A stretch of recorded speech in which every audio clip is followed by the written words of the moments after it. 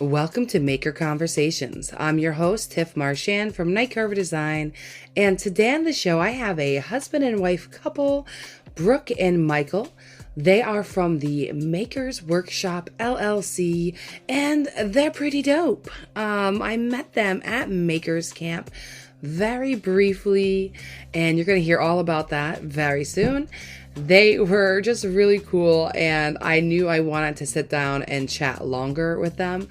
So this was a great opportunity to get to know some local Massachusetts makers.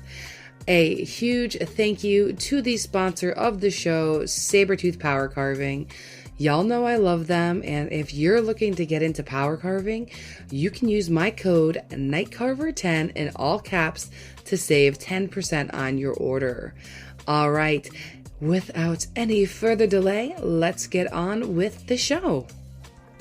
I was excited because I know we were talking about you making like laser ready pieces of wood.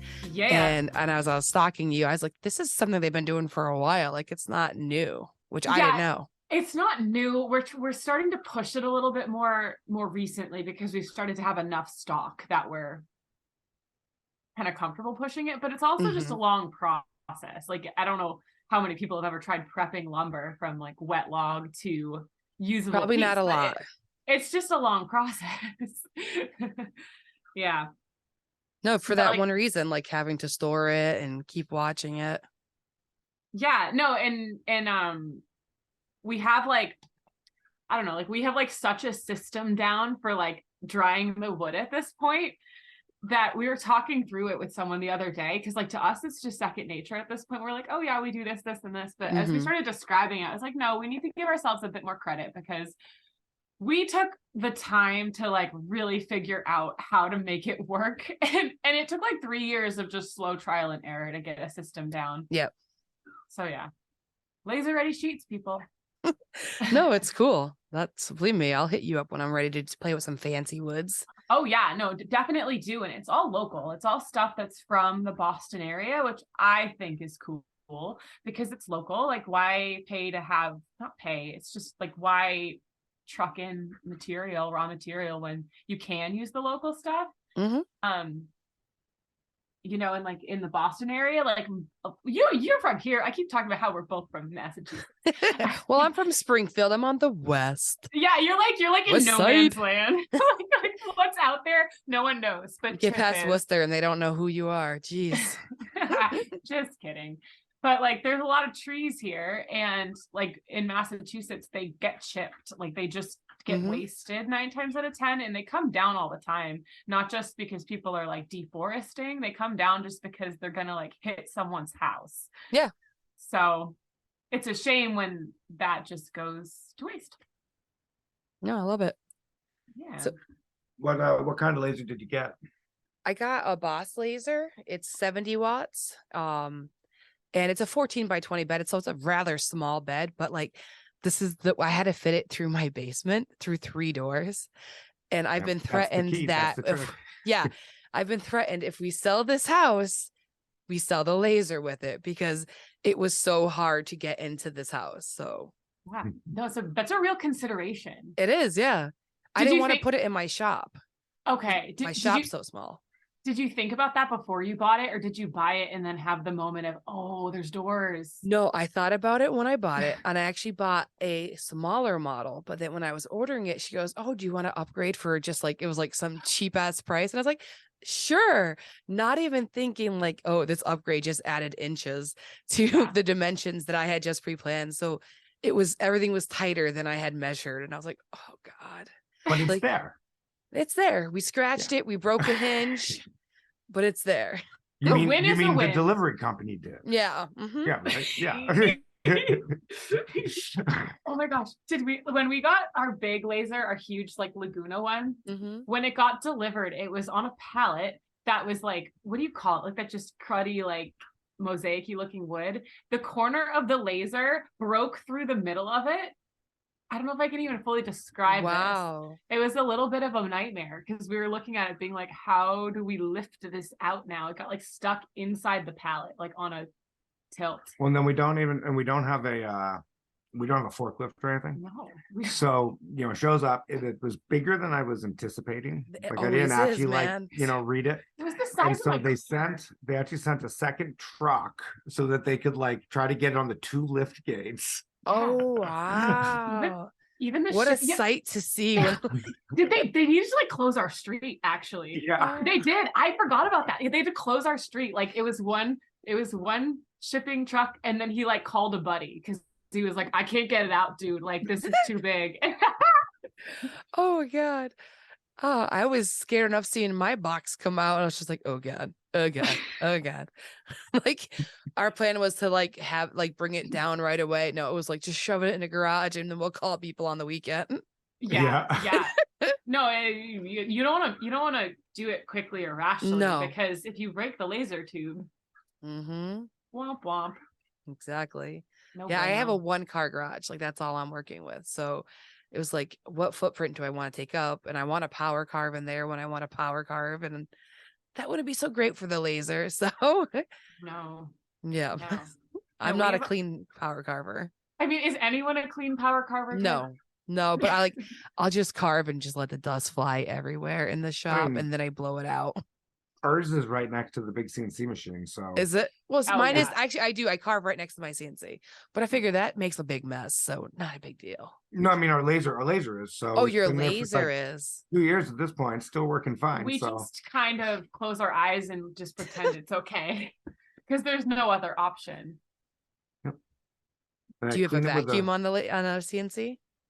It has a vacuum, but it's only like okay. Like I never you know use how those it. things go. Yeah, exactly. When I have the kit and I'm like, I'll do it one day. Yeah. The problem is like when we're doing slabs or we're flattening laser ready sheets on the big CNC bed, it's just kind of understood that it's going to be a messy day and we just kind of lean into it and don't worry about it. Yeah. I get it. That's good advice, but that's what we do. How big is your space that you have? Like you have a whole maker studio, right? Yeah, we have a maker space and then we have our industrial machine shop. They're kind of 2 different spaces. We kind of just pretend like it's all one big space online because it's easier. That makes the sense. industrial machines are in our detached garage because we needed garage doors and we don't have those at the makerspace. Yeah. Okay. And then our makerspace is like that brick building that we use because it looks pretty to like this is our shop. It does. And how many square feet is the makerspace? Because we have that plus a 2-car garage. Makerspace it's not the biggest space. It's like 1,300 square feet. Oh, that's awesome though. And then the Fit a lot of that. garage is a 2-car garage, so it's 25 by 25. Nice. So just big enough for the couple of. It makes industrial sense why pieces you of can equipment. only fit like those certain machines. Yeah. That's the thing. We all want a bigger CNC or a bigger laser, and then you're like, that comes with a lot of space. Oh yes. Well, for the right machine, I will add more square footage. That was like what happened with our big one. They were like, can you fit this? And Michael was like, yes. And then he hung up and he was like, we got to figure out how to fit this. I literally just spit my water out. Yep. So then the next weekend we went and winterized the garage. So we winterize our garage and we were like, all right, I guess we don't have a place to store the cars anymore, but we have a CNC machine. Well, Yep. yeah, no, who parks in their garages anymore anyways? Yeah. And then the last little side thought on it was, oh, wait, it's 3-phase power. oh yeah. Oh, yeah. So then we needed to figure that out. So we now have 3-phase power in the garage too. Yeah. That's awesome though. Like you guys are set up. Yeah. Yeah. Now we can kind of take whatever. No, that's like freedom. Also, it's now it's open and you can be like, ooh, what else can we get? But Yeah. It's so bad, isn't it? Like, because you always think, oh, I'll get this one thing and then I'll be good. And it just never is. There's always something else cool. Like we've been doing diode lasers like nonstop this whole calendar year. What's Because- the excitement for the diode with now you have your CO2? Like what's exciting for the diode for you? The engraving. Well, They have it definitely does a better quality for the engraving. Oh, okay. Which kind of surprised me. Yeah. they're cheaper. Like we get asked about them all the time where people will say like, oh, I love watching you do your CO2 laser, but like, I don't really want to buy an industrial laser cutter. Yeah. Like, Yep. yeah, because of all the reasons we already talked about. So Mhm. they'll ask like our opinions on diodes, and now we're like using them so that I can actually say an opinion. Yeah. Yeah. And they're honestly not bad. No, I they're was not bad kind at of all. surprised. Yeah. I thought I'd hate it. I thought I'd be like, this is so slow. Yeah, no, I'm truly curious because I've been offered one and I'm like, again, I don't have space. So I said no to the offer. But then I was like, what would be the reason, like a good reason for me to have that? You know, like why would I want that on top of whatever I'd have? Yeah, well, the engraving is definitely a plus. It actually engraves, I think, faster than the CO2 laser does with greater detail if you're doing like a photo or something It like cuts that. a lot slower though. So if you're doing primarily cutting, Yeah. if your option is not having a laser cutter, it's great. But if you have a CO2, like for cutting, Yeah, you're like, just throw it on there. CO2 is a lot faster. Yeah, and definitely the bigger the wattage, the better. You know, just like with the yeah. CO2 lasers. Mm-hmm. I'm kind of curious. There's a new one. The company just released a 40-watt diode, which is like a first ever. Because previously, like 15 watts was like the biggest. Because all diodes are 5 watts, so they have to they're combine super. them. Yep. So they have to like combine them with these mirror assemblies. So the fact that they're looking up to 40 watts is kind of impressive. Yeah, I can't even imagine what that looks like inside to get it all focused to the same spot. Are you a tinkerer? Like, do you like to take things apart and investigate? Is that? A little bit. We have Yeah. a member that loves doing that though. At the makerspace. Yeah. That's a big perk of the makerspace is that if we're not comfortable doing something, we probably have someone that's around regularly that is willing to. And one of our good friends, if there's a new machine, like he'll just do it for us half the time. And like we used to feel bad. Like we were like, you don't have like we can do this, it's fine. And he's like, no, I like this. This is cool. He's probably one of those people that they enjoy putting things together so they know how it works and they get more familiar with the tool. Yeah. No, and his hobby is like building machines. Like we like making things with the machines. He likes making the machine. So after he builds a machine, he'll do a couple projects on it, then he's ready for the next one. It's a great member to have. Oh yes. Oh Yep. yes. And he's always upgrading things. Like he'll send me like lists. He'll be like, can we get like this and this, or just like random parts so he can like upgrade lasers and things. So Oh God. Send him That's over to fun. my house. I know, right? Literally, like we used to feel bad. Like when he first joined the makerspace, we were like, does he just like, do we need to talk to him and like tell him he doesn't have to? And it's fine. No, it's all good. Yep. Does he like to like rearrange things and remodel garages? Like he does do Oh, that actually, sometimes. we He do. doesn't do the I was remodeling, like, send him but on he does over. organize. We know this girl in Springfield. ooh, she wants her stuff organized, but she hates organizing. Yeah. I've been organizing the hardware locker for the last like 3 weeks, and it's like I'm like not even near done yet. It's Hardware. so bad. It's like it's not hard to do. It's actually it's kind of fun and soothing as you're getting it done. But I'd much rather be making something or designing, you know. So it's like Like, instead of counting screws. yes. Seriously. So it's like making time to do it is like the hard part for me, for sure. Yeah. Yeah. No, and we like, it's funny because people always be like, oh, like what's the hardest part of having a makerspace? Or like, what's it actually like day to day? And I'm like, cleaning. Like it's a lot of just cleaning and like Oh, I bet. organizing Resetting things. Yeah. Repairing machines that Yeah. get broken by someone else. It happens. I always love when like a sore subject comes up and stuff, and like the significant other is like, don't get on that one. It's fine. Don't go down that fine. road. Yeah. Who breaks machines more often, Brooke or Michael? Brooke. Yeah. It's the nice part about my stuff. Everything's my fault if it's broken. So like I can only be angry at me. That's true. It's good. Mm-hmm. If my husband was touching stuff, I'm like, get away. Does he do any like making it of any kind or not at all? No, he'll like hang stuff and like do regular house stuff, but he doesn't want to build. He tried it when I first started like like after we got married and after we had a kid, I started again because I've been doing this my whole life, just in just different weird versions. Yeah. But like when I was starting again, he went out there and he built like a Jenga set, and we didn't have any of the proper tools to make it easy with the sanding and stuff. So just, sit there with an orbital sander, all those things. After that, It's kind of perpendicular. Yeah, it's like wavy. Yep. And then he was building like little stools and things, and he just got so sick of it. He was just like, this is stupid. No. Well, does he do well with computers though?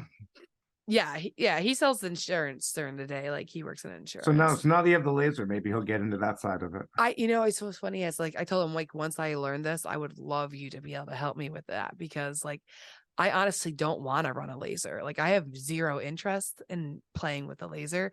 It's just like it's a means to an end for me. I want the stuff off of it. I just don't want to touch it. We have a ton of members who do like insurance type jobs during the day, or accountants, and all during the day they'll have like an extra, browser window open doing their little designs, so that then on the weekend they can just come and cut them. That's funny. But it's like it kind of opens up for like the office version of making, because you can be like thinking and like fiddling. No, totally. Cut it on the weekend. I honestly think now that I have like a planer and like the right kinds of sanders, like he might actually enjoy doing that stuff. But you don't really want to show him. I don't. Yeah, exactly. Yeah. You got right where I was going. But I really don't want to introduce him to the new tools, because then he'll be in that space. I've carved that space out for myself. Yeah. No, it's really funny. When we first started doing content, and like we've always made stuff, the both of us together, and that's always been fun. But when we first started doing content together, we used to need to like lock the door to the shop so the other person wouldn't come in, because otherwise we fell apart. Like we just couldn't. We get so hard. It wasn't even like we'd get mad at each other. We would just get so awkward. Or something. So we needed to like lock it was beyond just give me my space. It was like lock the door, take a hike, come back in 3 hours, and then I'll let you know how it went. Yeah. My husband works from home now on Thursdays and Fridays.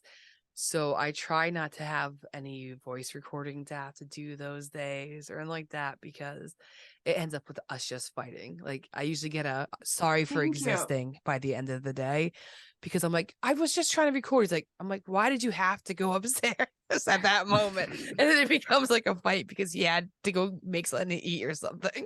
Yeah. You're right. It's like, you needed coffee then. Yeah. I was being so charming. Yeah, you really didn't know how good it was going. It's so true. Or like, I don't know, the second the camera's on, it just changes the dynamic too, where we'll be being funny and natural, and then the second there's a camera, Michael and I are both just deer in headlights, like I don't think we do that so much anymore. No, we've grown a lot. Yeah. We've grown a lot. It's tough. You do have to grow. Like a lot of people I know, I hear from them saying like, how are you doing that, talking to the camera or podcasting and stuff? I'm like, literally just start doing stories, and it eases you into it. Like stories are like your gateway drug. Just start getting used to putting your face on those. No, it's so true. And stories, you can gauge humor and stuff a lot easier. So like I'll be way funnier, not funnier, but like I'll just see kind of what the temperature of things are on a story. And if it goes well, and if people get the joke and it lands, then I'll put it in permanent content. Yeah, it's like a testing ground. I see what you're saying. Yeah. Yeah. And so like if you post something and you look back and you're cringing at yourself and being like, wow, I'm embarrassed that I exist, you can just delete it and it's fine. And like not that many people saw it anyway. Exactly. No, but it's so true. It's a great way to kind of like test things out. I will definitely afterwards like regret that I didn't save that story, or why did I put tags on it before I saved it? Because I'm like, that was good stuff. Yeah, you're like, wow, I'm a star. Look at me go. Woo. So true. I wanted to relive our meeting at Makers Camp, because I thought it was hilarious. Well, yeah, I need to hear approached you. I need to hear your version of this. I thought I said hi to you. Oh, well, I think we just made eye contact. Like I was giving you a stare down earlier, and then I saw you across the fire. I very much know who you were, like leading in. I was like, wow, she seems cool. I should meet her and say hi. So anyway, Same. what's Ditto. your version of the story, Tiff? I just like that I approached you, and the first thing that I said to you was like, "Hey, what's up? You look really flexible." Okay, Like, yeah. and then your reaction was, I was like, I went too far. No. You didn't go too far. You didn't go too far. I know, because I remember that. I didn't actually remember that. I didn't remember it till you said it. And then I was like, wait a minute. No, I know where you're going with this. Mhm. I think you said something where you're like, I like your content. You always seem really flexible. Yeah, exactly. Something like that. Yep. No, that sounds about right. That was funny. Mhm. I thought it was funny. You're fine. You got to come in with the zingers, you got to let them right away. Like, this is who I am. It's true. It's true. Plus, in like group settings like that, if anyone listening's ever been to like big maker events, it's just like, you got to think of something to say, to be like, hi. Instead of just going, hey. Yeah. Where does the conversation go from there? Nowhere. No. Exactly.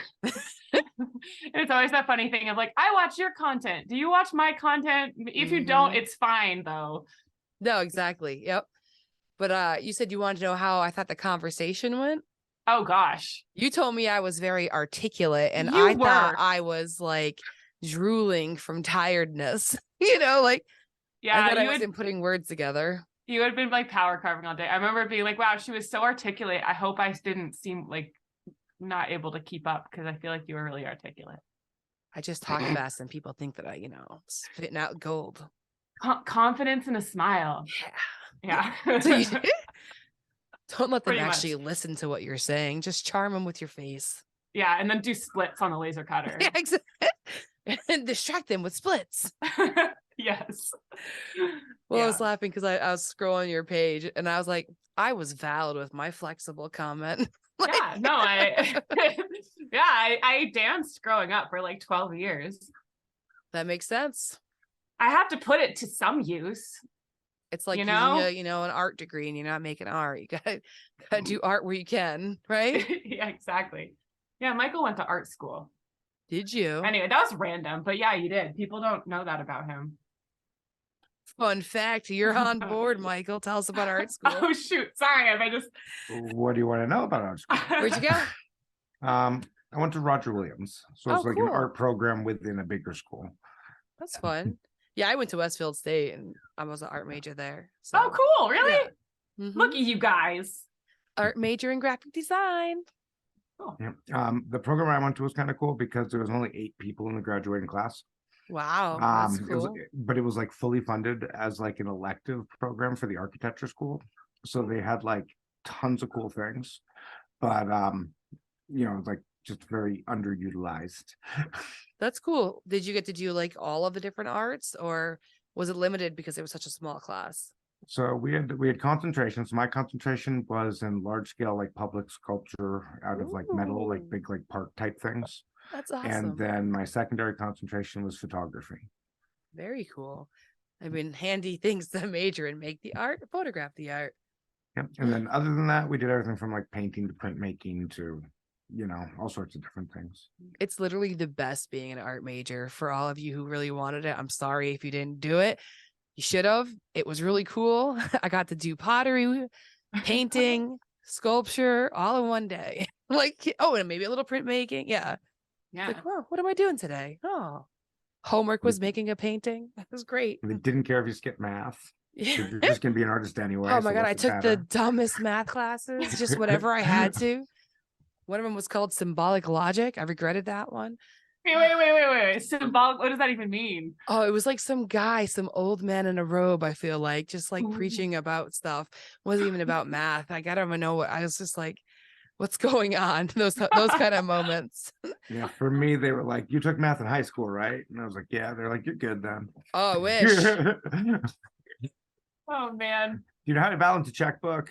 Advantage of the 8-person graduating class. You're right. Yeah. It's so different than And then they had gotten, while we were there, they got a city campus because like they're in like Bristol, Rhode Island, so it's like in the countryside of Rhode Island.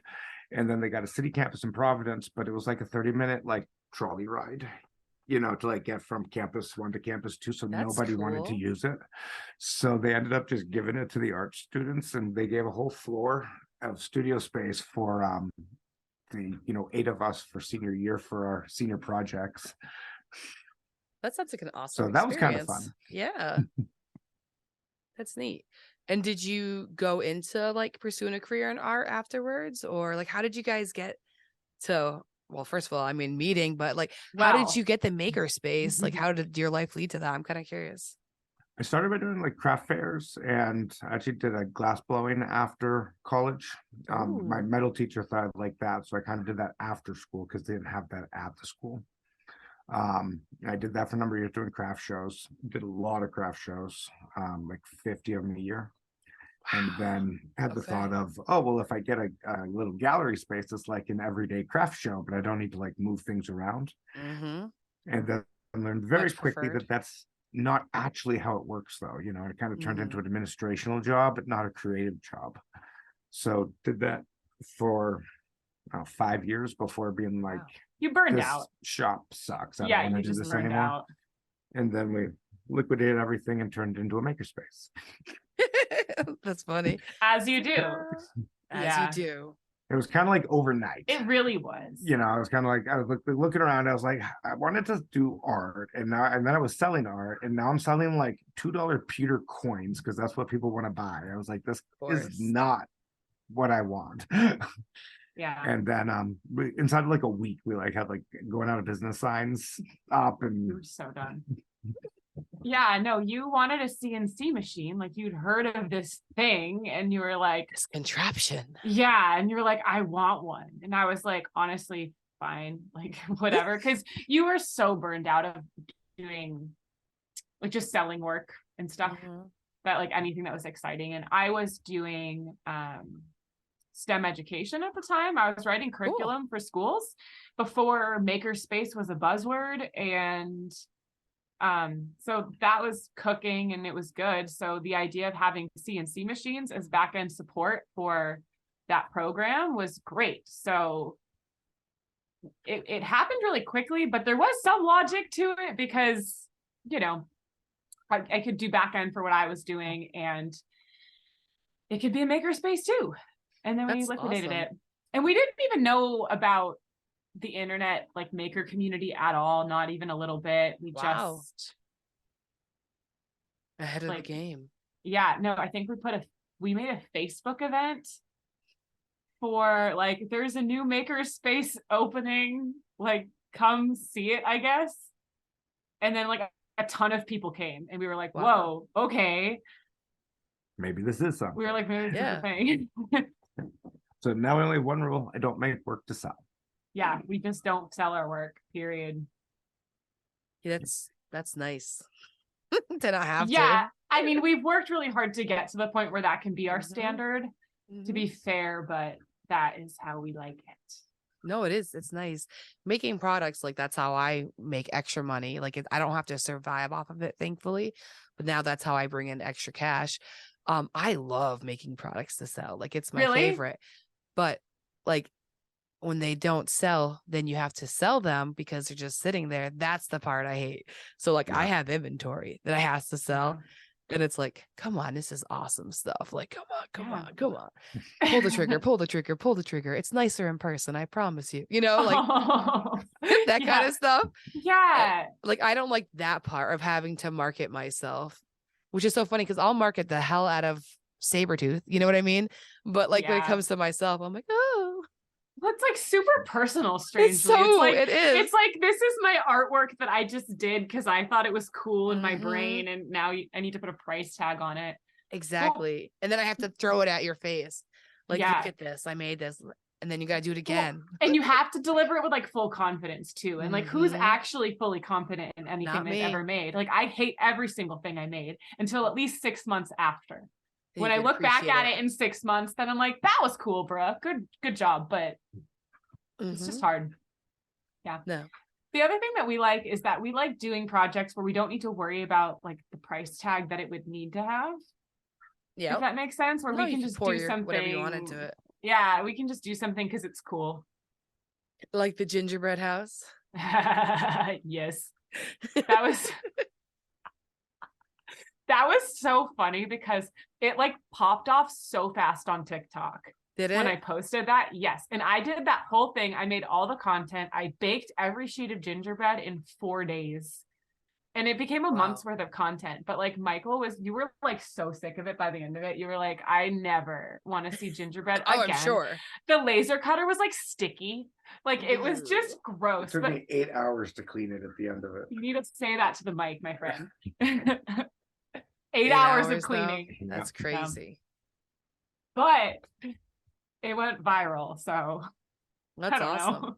No, I mean, sometimes it is worth it to get what you want, your goal. If your goal is to build a following, you know, it's like sometimes you got to do crazy things to get people's eyes caught. That one wasn't even like for the followers. I just remember thinking of it and I was like, this is just a good idea. Like I meant like your goal in general, not like that project was your yeah.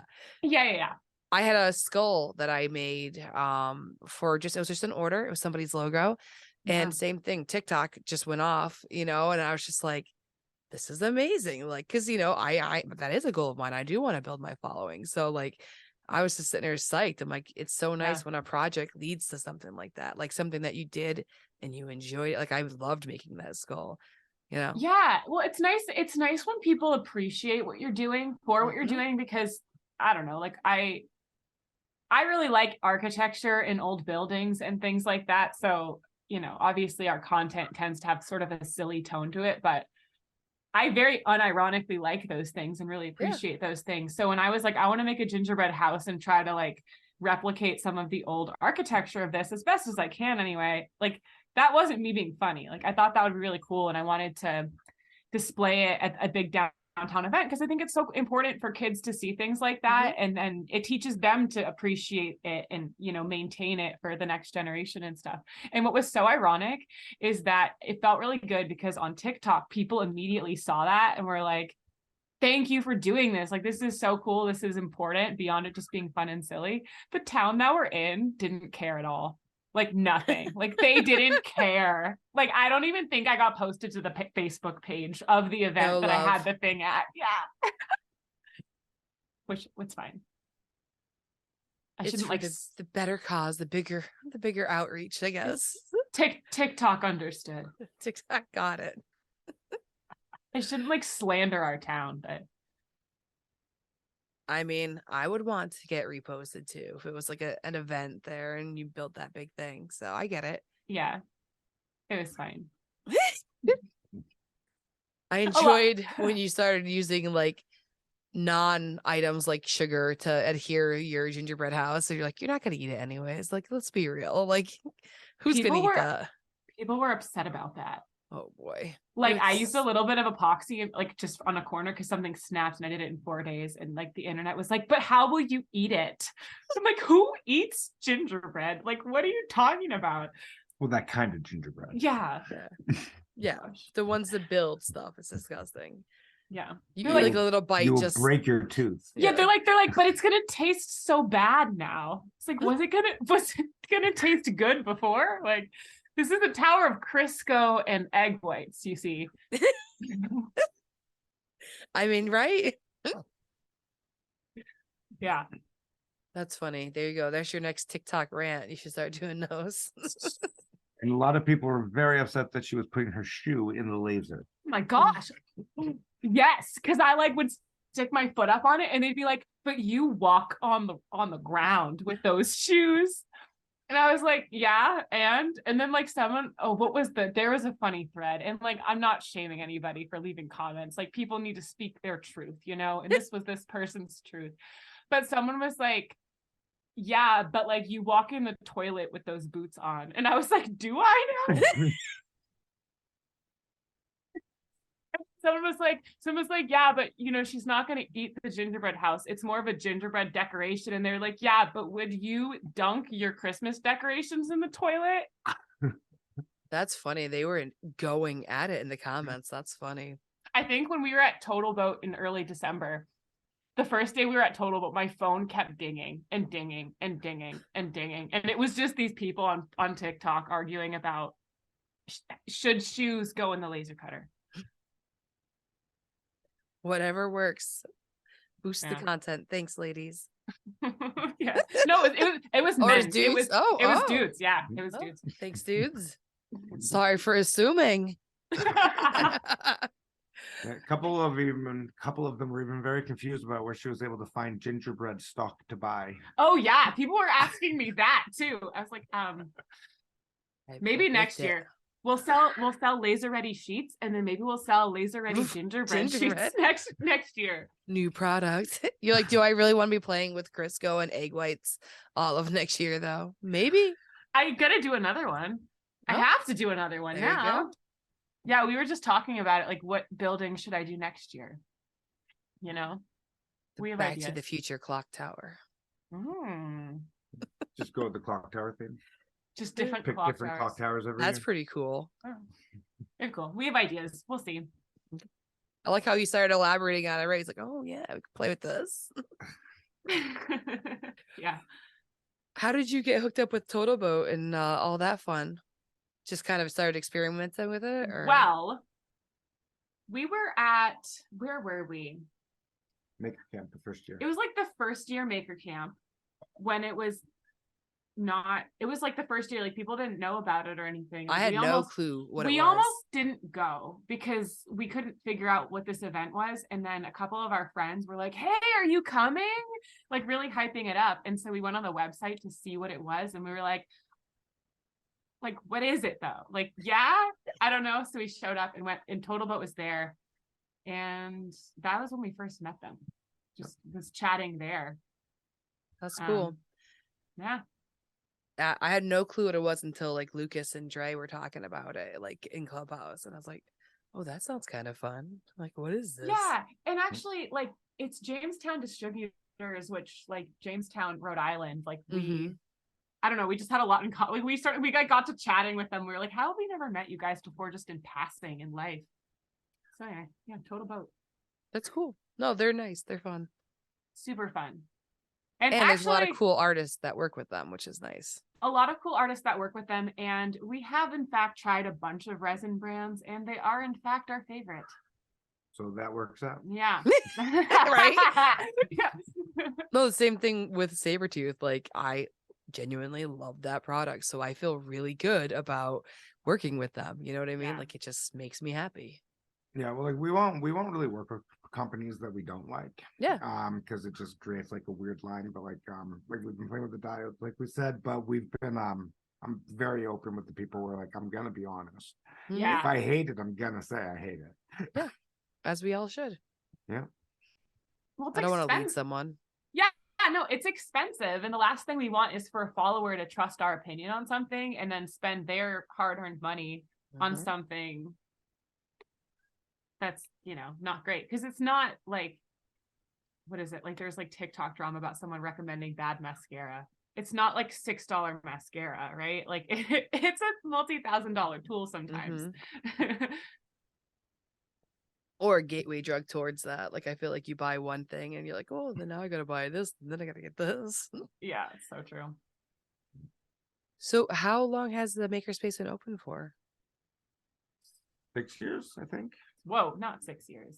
Has it been? I think so. 2018. 5 years. Cool. 2018, 5 or 6 years, yeah. 2019. I think it's 5 or 6 years. Wow, we should know this. You need to make an established sign so that way you just like you see it. We probably should. We probably should. You should. You've had some few years under your belt now. Yeah. Kind of be proud of it. There's like the pandemic time warp in the middle though. Yeah. Just like, what happened? Huh? I bet that had to be hard with that. Yeah, it worked out really well. Like we were really lucky, and it could have gone a lot worse than it did for us. So That's good. If we still had the gallery, that probably would have closed as a part of it. Of COVID. Yeah. Yeah. Yeah, That, no. you couldn't do sales with that. But That's so true. It's so good that you pivoted. Our community at the makerspace is really supportive of it, and they all just love that it's in town. So they kind of just like we all got together and we just kind of decided to mothball it.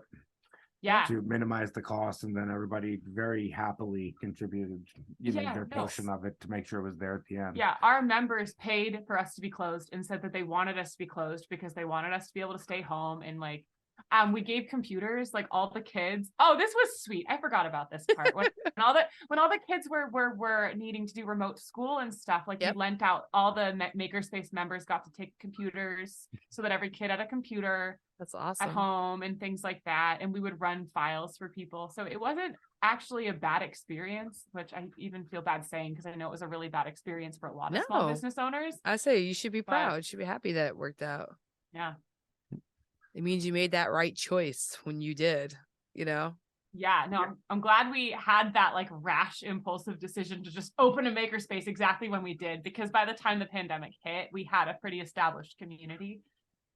And at the end of it, we automated everything. So now everybody gets like a key card so they can let themselves in. Sorry. Smart. As she just gently attacks you. I'm just trying to get the soda, okay? But yeah, please let me gently attack you. I like that. It was like, oh, pardon me, but move. So what are you experimenting right now with Brittany on? I'm loving the videos. Oh, we're doing a living hinge wave out of resin, which was actually Brittany's idea. Like she hit me up and was like, living hinge, resin, wave. Like, let's do it. And I was like, okay. Yeah. So that's the current concept. So it's more of an experiment than a finished product, because it's like a wave, which could become a part of a finished product, but it's not really the best on its own. It's cool though, because you're pushing on something though, like you're trying something that I haven't seen done yet, Yeah, and I really was excited about it because it was something that blended what Brittany did and what I did in a way where we both were kind of like, I have no clue if this is gonna work, but like, let's do it. No, and it's a true three-dimensional resin wave. Yeah, the painting technique that they do, how they call that three-dimensional waves. Yeah, Brittany bends them. Yeah. So the internet hasn't seen the finished product yet, though. They'll see it soon. Like tomorrow. No. No. It is not scheduled for tomorrow. No, there was so much video. Like there's a lot to get through. Brittany's really funny. She seems to, I don't know her well, but she seems like she's funny. She's really funny. So I have to just like sift through all the clips and figure out what gets cut and what makes it. Anyway. There's just going to be a lot of outtakes is what I'm hearing. We'll see what happens. Yeah. That's great though. That's a cool experiment. I like that. And like the hinges and all that, you do a lot of neat things with that. I was scrolling and saw like you make bags out of it. Like you really play around a lot with the laser. Oh, Have you been doing that forever? Like I love doing pattern making. Like I grew up sewing. So like Michael grew up knowing how to use power tools and like building things. That was like, so I don't know. I feel like you've always been a maker. Like, I never even really thought of myself as a maker, but I did sew a lot as a kid. And I really love the like puzzle of putting something together. And I love math. Mm-hmm. You guys were art school people. This all makes sense why you're enjoying the laser. Yeah. So like for me, I love just figuring out the numbers to make the dimensions of something to get it to magically work and fit together. So yeah, and it's just practice too. I guess I'm technically self-taught, but at this point it's been, however many years of Maker's Workshop being open. That's how long I've been doing this. That's awesome. No, that's really cool. Like we didn't get that education in art school. Like lasers weren't a thing. No. CNCs were not a thing when I was in school. I mean, I went to college in 2000, so like it's been a long time. I graduated in 2004. So well, Michael, you were a photography major and you said the year after you graduated they switched to digital, so how to literally the day after our graduation ceremony they ripped out the dark rooms and replaced them with computer labs. So you were for like very point blank telling me this degree is worthless. Like here we are doing iPhone. Though seriously. Right. Yeah. No, and here we are doing like iPhone photography now. Like, cheese, selfie, kick. But I know it's crazy. I dated myself there. But it's true though. Like we were still playing around with paint and like Illustrator was still like new, Paint. you know? Yeah, exactly. So it's Yeah. like learning Illustrator was something new. I built websites in Dreamweaver. Like, so anything that I've learned over the years is just you're teaching yourself, YouTube. Yeah, no, and it's Well, it's kind of funny though, because like for years I didn't even do any of that stuff. And then when we did this last website shift that needed more functionality than you could get on like any of the Shopify's or Yep. Any of those. So I had to switch back to WordPress, and now everything is in the code form again. So Oh, if really? I had not needed to do that early on, I'd be totally lost. Gotcha. Well, that works. But it is funny, Yeah. like just like the skills that you have to morph into. I do get jealous of like people who are younger and they're doing this already. I'm like, you jerks, you don't know how long it took us to get to this point. Right? Oh, gosh. And you don't need to do that because the people that we went to school with built that for you. Yeah, exactly. We couldn't just hop into this all willy-nilly. We had to do it manually. It's like when I got hired at my previous job, I worked making like advertisements and coupon books and stuff.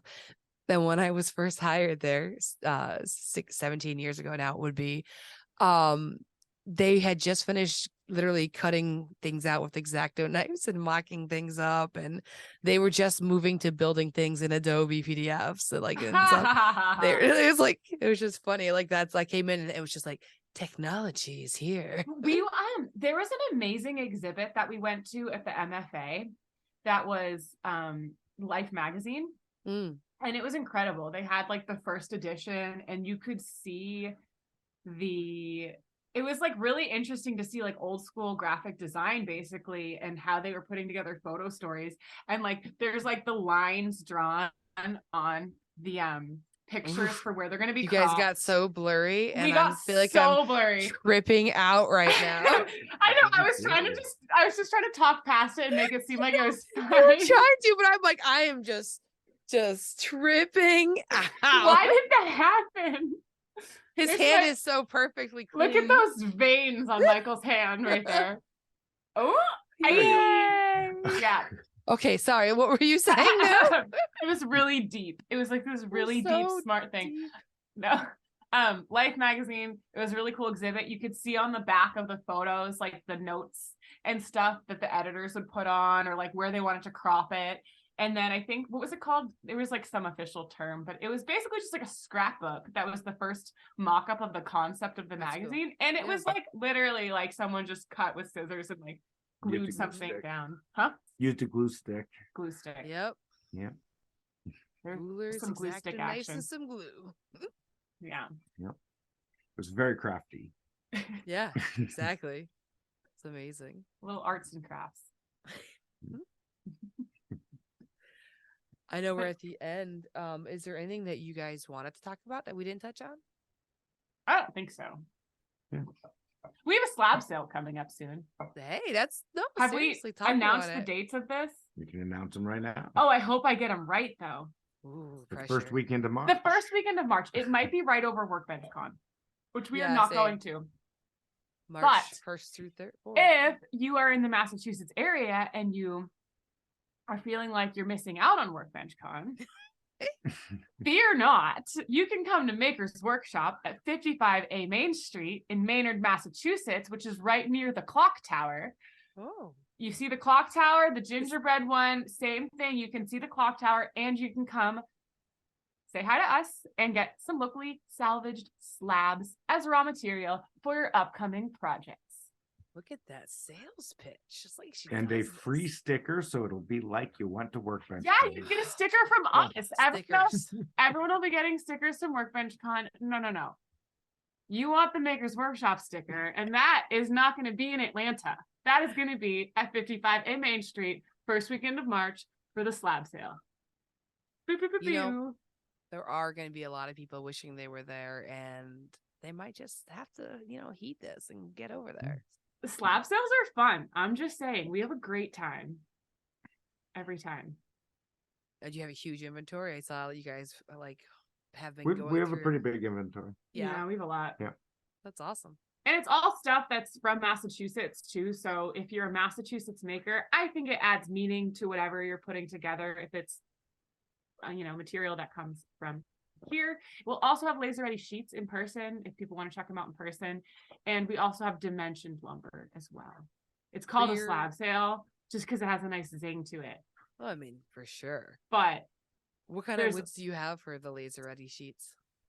Laser ready sheets, we have ash, cherry, walnut, mulberry, maple, pin oak, red oak. Wow. The laser ready sheets ship, so you can buy them whenever and they ship cool. whenever. The slabs, unfortunately, are very expensive to ship, yeah. so we do slab sales for those.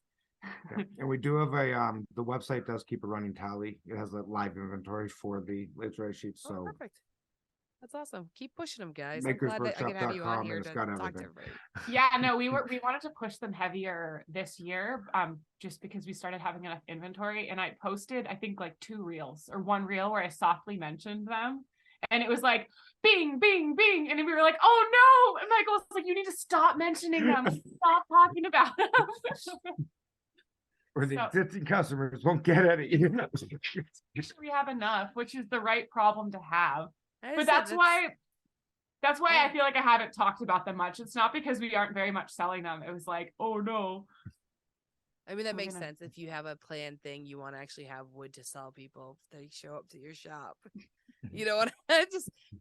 We had a ton. Sorry. There's a few picked over ones over there. I know. Yeah. I get it. That's cool though. But now people know that you're there, even if they miss that sale, they know that you exist. And, And the one thing I will say is we have very high quality standards, so there are no picked over ones. There are no picked over ones. We try to make sure they're all anything that is that level becomes a sample project that we use. That's the stuff that we use, yeah. No, that's great though, because people know they go there and they get something that's quality. Like I had a place I could actually go, and it was the best that I knew. I didn't have to look at the boards. I could trust the guy to give me what I needed, and it was beautiful. It's not like today, huh? No, I miss that relationship. You're in the lumber store now, and you need to pick through all the 2x4s to find the one straight one. Yeah, no, this was like a small little lumber mill. I was driving like an hour away to go to because it's worth he was exactly. He was giving me great products for a great price, so it's like it definitely was worth it. I had so many loads in our minivans. So many. Yeah, I missed that minivan.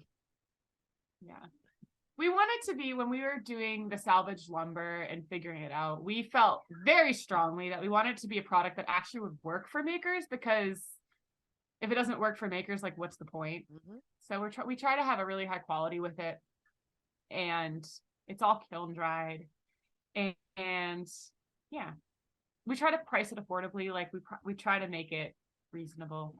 Yeah, you want people to come back. Exactly. Mm-hmm. There's a key to that.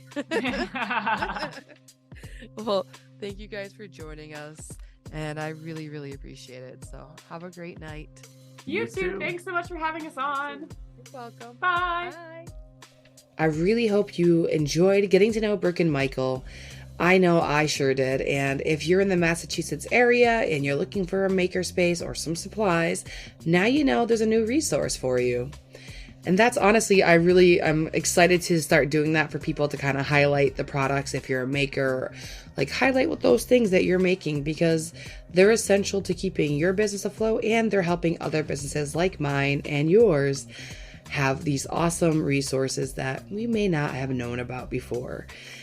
Make sure that you are subscribed to the podcast and to the Instagram page for it, so that way you're notified the next time an episode drops.